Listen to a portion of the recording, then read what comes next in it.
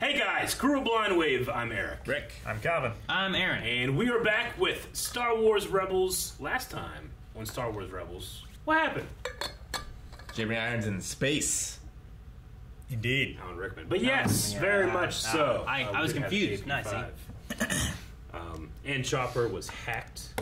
Yes, by Control. Mm-hmm. Yeah. Yep. Before that, we had a greater Mon Mothma episode. Greater story, I should say. Bigger scale, right? Bigger With scale. the Rebel Alliance coming together. Gold Leader. A whole bunch of stuff Squadron. happening. But yeah, let's see what we get in this episode. Lothal. Kenobi. Kenobi!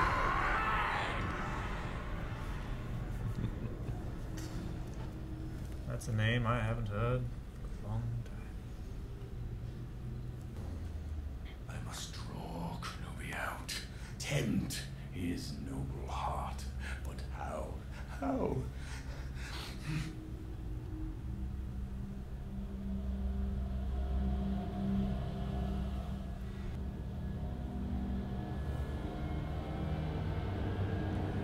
It's a piece. 54.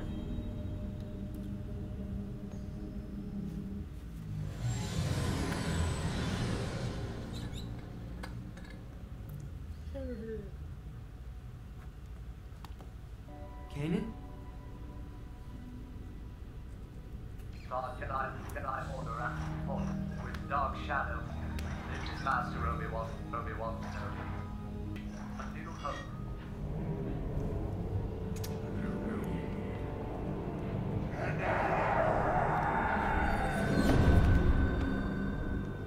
There's a loud scream. Yeah. Maul's back. So what do you think it means, Kanan? I couldn't really guess. It means Master Kenobi could be alive and in danger right now. Ezra, no one would like to believe General Kenobi's alive more than I would. But Senator Organa confirmed his death. Maybe he was wrong. We know Maul went looking for Master Kenobi. This could be a sign that he's closing in on it. If he was alive, do you think he would be hiding on some backwater world instead of helping us? I wish things were different. I really do. But right now, I need you here. There's too much at stake for Lothal and for us. You know I want to help Lothal more than anyone. Hey, Lieutenant. What you got there? Oh, some munitions for the A-Wings. Where do you want them? Munitions, huh? Who sent them over? AP-5? Ah, AP-5. Yeah, that calculator's working overdrive these days. Can I see the manifest? Hey, any of the fighters run fully loaded? Well, the trainers, perhaps. Why don't you take them over to... Hey! What are you doing? Lieutenant, you're not authorized! Stop! I'm already pantsed. Hera, I hope you can forgive me.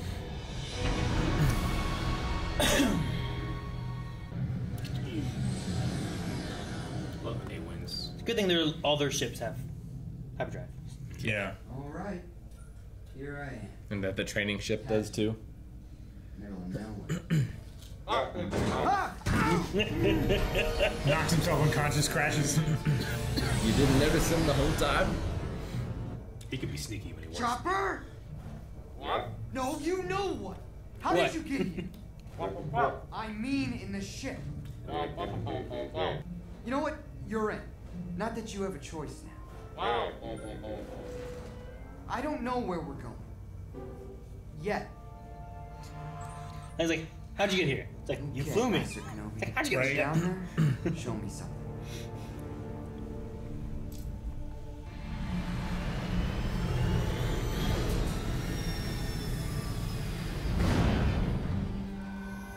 We're close now.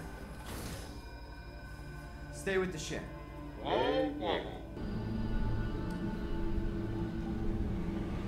Put them together and you learn a little knowledge. Chop! This is a trap!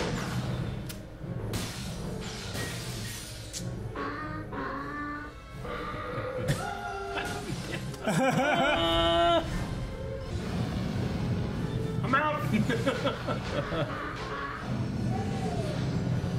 Oh, once you get to hold one of those blasters, you're all dead. He's gonna massacre them like Anakin Skywalker.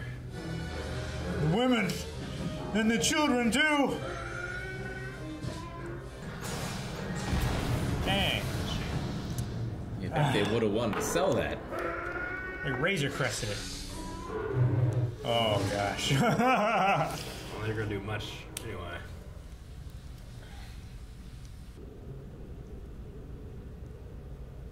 Well, I suppose crossing the sands is a bad idea. Yes, Chop, especially for droids. Okay, we can head along the ridge.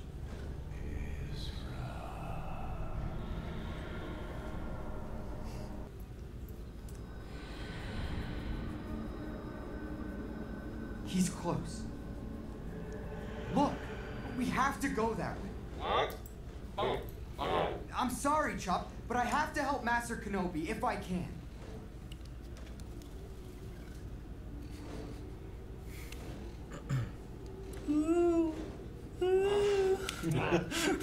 He wants to leave him. Yeah. Aaron would kill me. He's grumbling the whole way. R2 would have left. He had no problem leaving 3PO. Yeah. This way, I don't care what you say. No more adventures. I'm not going that way. Well, his job was to find Obi-Wan too. You're functioning in this way is much easier. Draw him out. Your pain, your sorrow, it calls to him. Chop doesn't sound too good. Had to make a deal with Anubis. It's an oil bath.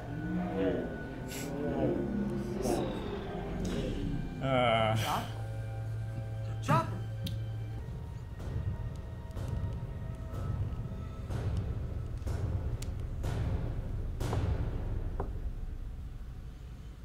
You will die. No!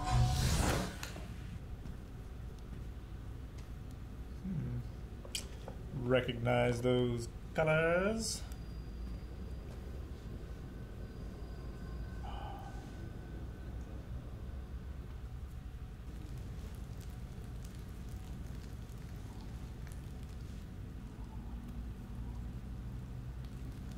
You're in the wrong place, Ezra Bridger.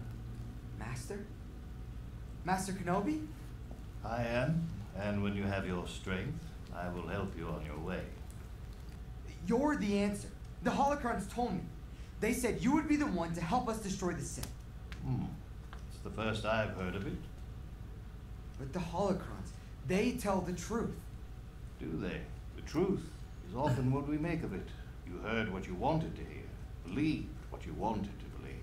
Now the only one who has gained anything from all of this is me. I will mend this old wound. Ride north. That is your way out.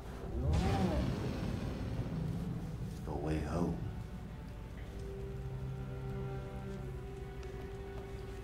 If you define yourself by your power to take life, the desire to dominate, to possess, then you have nothing. And what do you have? Oh, you have a purpose here. Perhaps you are protecting something. No.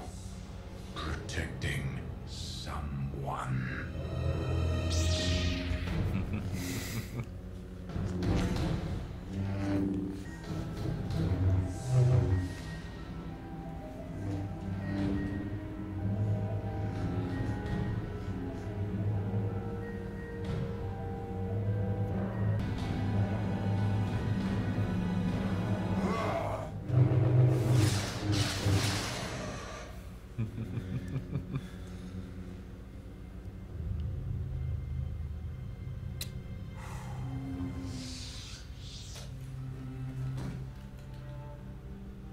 Tell me, is he the chosen one? He He will avenge us.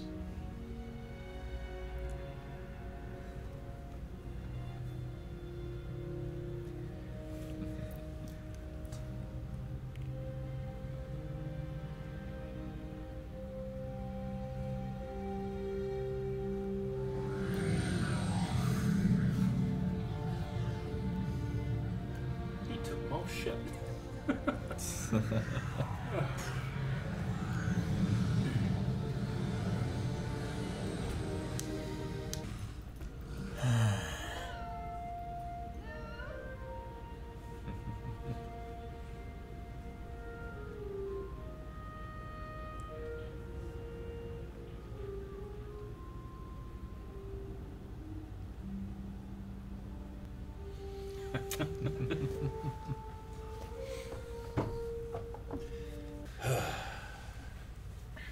All right. Episode Twin Sons. That was quick. I did my best to just shut the fuck up. For those that don't know, maybe this is the first video you've seen of us. Aaron and I have both seen Rebels, so this was still an emotional episode for me. But our one that reaction is I've seen actually before. on the channel Yeah, you can go see that as well. So, but these two first time. So Twin Sons. Twin Sons. Yeah, a long time coming. Maul's been hunting ObiWan for a long time. Yeah. Like, the circle is now complete. Obi-Wan Kenobi has killed Darth Maul. Yes. Or I should say, formerly Darth. Now Maul. Used to be Maul. From the introduction of Maul, he has literally done nothing but hunt Obi-Wan. Like, he was tasked by Sidious to hunt, to kill the Jedi and bring the Queen into Naboo to sign a treaty. Yeah. And he's and he got beaten by a Padawan. Yeah. He went insane, became a spider, eating garbage, brought back by the Night Sisters. Everything was about Kenobi and revenge. Sure. I mean, even his venture into Mandalore was because of Duchess Satine and always trying to pull Kenobi to him. It's like, fine, I'll go where you are. A mixture, though, of the betrayal from Sidious, he feels, right? Yeah. Even at the end here, he talks about avenging us. You know, Sidious fucked him over just like he fucked everyone over. I mean, that was the whole thing with Ahsoka. It was like, you know, we're all being played. We're all gonna die. We're all gonna burn. Yeah. Yeah, Lucas has a knack for creating these cool characters and then killing them off before they really get to do anything. Yep. And someone else has got to bring them back. Yep. To be fair, he brought Maul back. Dave Filoni's like, what? We can't do that. And Sam Witwer, like, when he got the job, he's like, he said he felt like this enormous pressure, like, I have to do Maul? No one's going to want me? And, you know, but we get to the point here where he gets to finish Maul's story. Finishes him quick. 3 moves. Yep. One of my favorite lightsaber fights in all Star Wars. Really good. He's grown so much. Yeah. He's done nothing but meditate, practice. Yeah. Talk to Qui-Gon. Oh, he's got something important to defend. Yeah. That's the best part of the episode, I feel like. Because, you know, I love the way they play with the light dynamic in the episode, but Maul puts the fire out, ignites the hatred of the red lightsaber, threatens Luke Skywalker, and the blue protector's light comes on. Sure. After having him, like, he's not fucking around after you threaten Luke. Yeah. And before then, like, they talk about like fighting and stuff. He's like, you know, I'm not gonna kill him, or I don't want to fight him, but that seems inevitable now. Yeah. And then he says about oh shoot, what was the other line he had where it was like, damn, I just lost it because I went back to the other part. But just like the way he kind of talks is kind of more of like mending old wound, right? Yeah. Like he kind of talks around of like, I don't have to fight him, hopefully, kind of thing. Yeah. And he doesn't draw his lightsaber right away. Maul draws it first, so Which I love that line. like it's waiting until Yeah. there's a danger to what I'm protecting. I love that line both because it's, you know, it is kind of like correcting something that had been uncorrected, and because in 2005 when a Star Wars Visionaries came out, which was a comic book that concept artists had come together and made like pretty much what if stories. Yeah. One of them was Darth Maul somehow had survived and tracked Obi-Wan throughout the Clone Wars to the Lars homestead. Yeah, and with metal legs. And he had metal legs. He had the giant horns, and that comic was called Old Wounds. So I love that they paid homage to that in the line. Yeah, considering everything else is pretty much exactly the same. You know the big difference? The big difference is that Maul almost beats Kenobi, and Owen Lars shoots him in the head. Owen Lars kills Darth Maul in that one. It's a good, really well done illustrated comic. But here we get the resolution to a lot of stuff. You know, I prefer it this way. Yeah. Yeah, I mean it's implied in episode 4, but it's just so like heartwarming to see him actually be looking at Luke. Yeah. Oh, the little Luke running across the desert and stuff. Luke. You know, the crazy thing is, I think because I watched it, I was like, oh my god, that's Luke, and he's just a kid, and he's Ezra's age. He is. Yeah. You know, but like when you see that, you see a child that Kenobi is protecting. Yeah, you see all the years before this too. Yeah, because when I look at Ezra, I see a Jedi Padawan, I see a soldier. Yeah. Sure. Luke is kept from all that. Like, I can't wait for a Kenobi series. I know. Speaking of, what'd you guys think of Kenobi and this episode? I thought it was really good. Steven Stanton did an amazing job of like blending the two voices. Isn't it crazy that the week before, Steven Stanton's like, "You want me to sing in space as Alan Rickman robot?" Beautiful. And then they were like, you know, what's going on? You know, the story is like Dave Filoni had heard him do his Obi-Wan because we even had James Earl Taylor in this. It was a previous recording, but he had always been Obi-Wan. But Steven Stanton gave him his old Obi-Wan, Dave Filoni, and Dave's like kind of agonized over it. Like, I love James Arnold Taylor, but Steven Stanton's is so good, and he had to go with him. And yeah, it sounds like Alec Guinness back from the dead. Yeah. Like, and the lines are done so well. I like the line. He has the cadence, the and pacing, the delivery. Look what I've risen above. Even what he's saying too feels like I feel like Alec Guinness Obi-Wan would be saying these things. Yeah. You know, like Obi-Wan in Clone Wars and whatnot kind of has a wisdom to him and whatnot, but like he's a little more snarky. He's a little more sure of himself. Yeah. He doesn't have the patience that Steven Stanton brought to Kenobi here. Yeah. It's like he doesn't have that feeling of wisdom. Your place is not here. Well, that Kenobi knew what was true. Yeah. He knew what he needed to do. This Kenobi, he has faith. Like, it's interesting here. He thinks Luke to be the chosen one, but that's from his point of view. Like, this is a doubtful but never been more sure of the truth Obi-Wan. Sure. But it's his truth. It's not the truth. Sure. I like the lingos he uses, like the truth is what we make it, which really kind of fits in with like, well, from a certain point of view, you know, like those kind of things that he says is like, well, different points of view. And here it seems more wise than just like, you didn't know, you lied. You lied to me. Come on. Yeah. Sure. Yeah. I do like how Hera's like, if Master Kenobi was still alive, would he be hiding on a backworld planet rather than he would be here helping us. I also like the thing of like, well, Senator Organa said that he was dead, you know? Yeah. And it's like, so that's he insisted that he was killed. There's where the kind of belief that comes from. If he covered, also, I have a daughter now. Yeah. Yeah. She was pregnant. No, new. We hit it. No, I enjoy the kind of wordplay that they've had with this prophecy, the visions they've had. The answer to destroy the Sith is here, and Ezra sees that as a Jedi, Kenobi. Yeah. Maul, just doesn't care. He wants to kill Kenobi, but what they're really hitting at is Luke. Yeah. You know? Well, and it's good what they did. A New Hope. Was it towards the end of last season?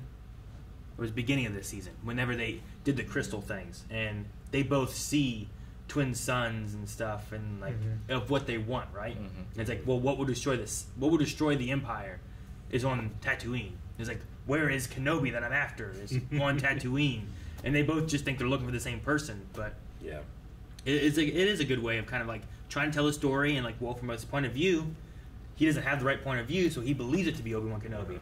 But if his point of view was a little different and shifted, he would be looking for someone else on Tatooine, you know? Yeah. The truth is what you want to see, as Kanan said. Mm. So, I like it a lot. How'd you feel about the lightsaber fight? Honestly, I really liked it. It didn't need to be flashy. It was something that they've both been thinking about for years. Mm-hmm. It was just over. I was thinking, like, We have a lot of time left. Yeah.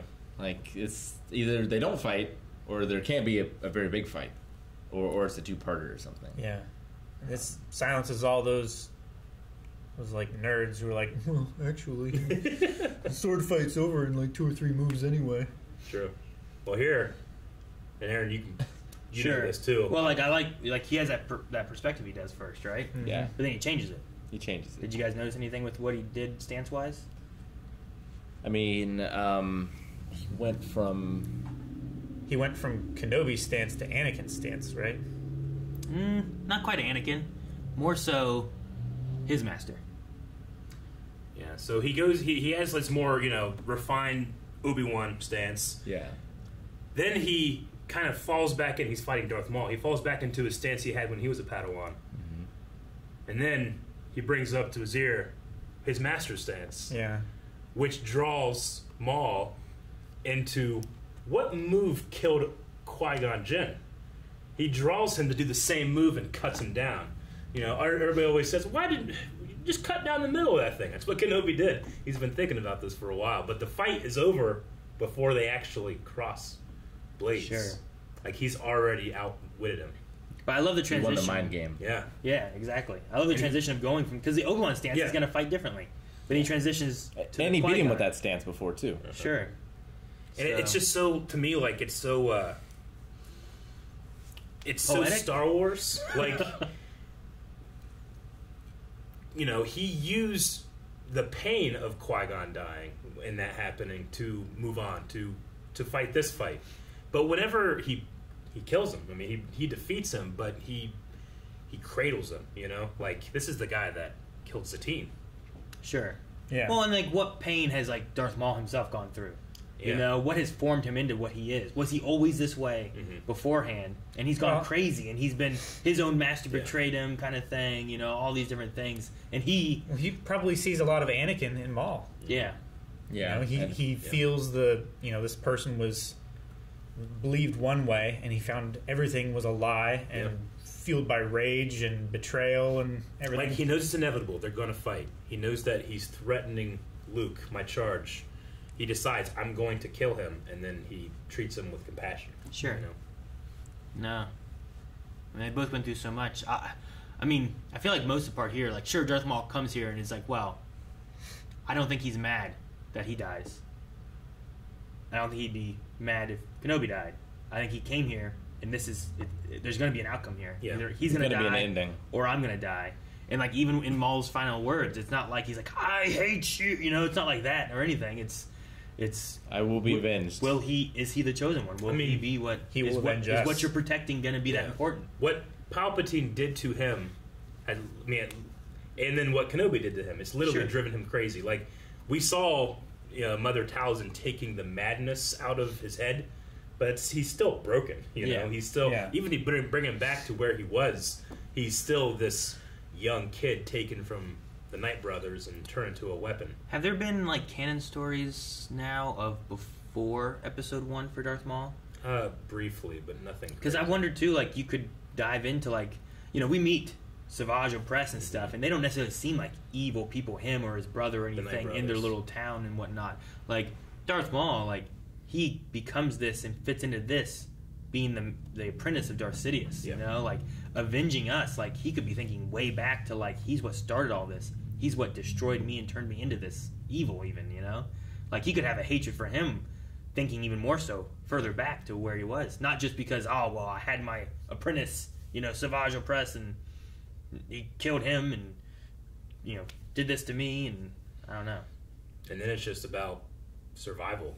Yeah. He's just been living. He creates a Shadow Collective just so he can create this third faction that doesn't get turned into what he knows is going to happen. Season 7 of Clone Wars, like, he knows exactly what Palpatine's going to do. Even though he doesn't know the details, like, he knows it's going to happen. He can feel it. And he gets, like, supercharged by it, right? Like, you've never seen him more powerful than when he comes down that hallway. But, sure.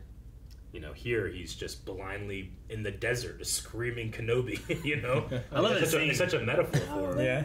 Well, yeah, and like he was wandering through that desert like he was on the brink of death. Yeah. He's probably not in the best fighting shape either. Yeah. He's like Colonel Gascon in the Void. In Clone Yeah, Wars. right? I remember that. Oh, man. Yeah. No. And I'm curious too. Like, I feel like there's lots of room for more story for Darth Maul. You know, like we have, you know, there's a Solo thing. Solo at the end of Solo. But then you're like, well, what's he do? Like, he grabs a saber there. Is he gonna do something? Is there more stories we're gonna see with many years like that? after You know, Solo yeah. here, This is sometime after. So like, you could have more stuff that you fill in between like episode 3 and this point here. But And I like the little detail where he called him General Kenobi. He didn't call him Obi-Wan. Because in 4, he says, that's a name I have not heard in a long time. But that would have been ruined if he said it here. Sure. I mean, it still would be a long time, right? Not that long. As long as you call him Kenobi here, it can be, 18 years of... Yeah. What are we here? Like 2 years before? Right here? 3 years before? I think it's 3. 3 sounds right. Obi-Wan. But yeah, old Ben Kenobi. So he's used to being called Kenobi. So General Kenobi, or Maul just being like Kenobi, or Master Kenobi. Like all those things fit.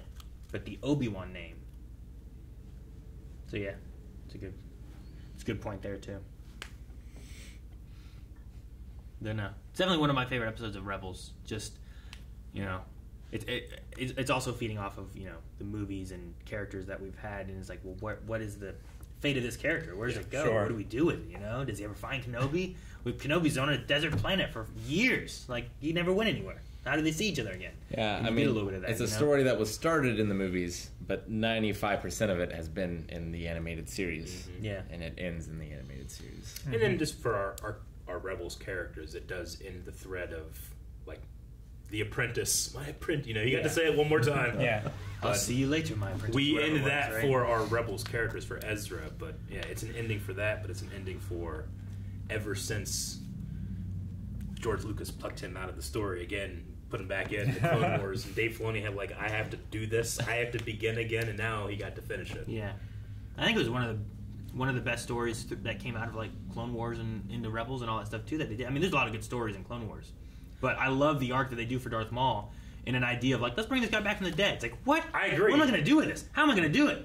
I personally agree because it's a challenge, right? Yeah. Like, because if George Lucas didn't make him, he wouldn't have. So I mean, because you know, he's dead. Because George does this. He pushes people to do like, hey, here's an impossible thing, go do it. I'm paying you. You know?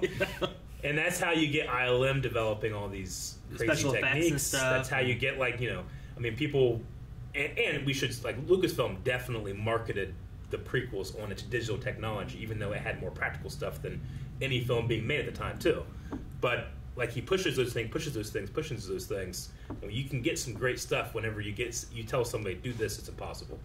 You know, you say, bring back Darth Maul and make people like it. Because most people were like, what? Maul? I mean, when Solo came out, people were like, Maul? What the fuck? But us all that had watched the Clone Wars, and I think we had watched this at this point, right? Yeah, I think we had. We were like, I think so. We were like, that makes sense. You know? Yes, he would have been there. I mean, that's how we got to the moon, right? Yeah. Doing impossible things. Do this. You will do this. Yeah. We had seen this, and then we went to Star Wars Celebration, and they had announced they were bringing back Season 7 of the Clone Wars. They talked about the lightsaber fight between Maul and Ahsoka there. He's like, in the same way that I wanted this fight to be small, I want that fight to be big. So he had always thought about these two different fights in terms of, like, the defining, like, lightsaber fight thing. Yeah. Here's my example of a huge scoping epic, and here's my example of Kurosawa, you know? Yeah. It reminded me a lot of that. Yeah. Definitely. It really does, I think, yeah. So I'm glad that Dave got to, like, flex both of those muscles now that we've seen them both.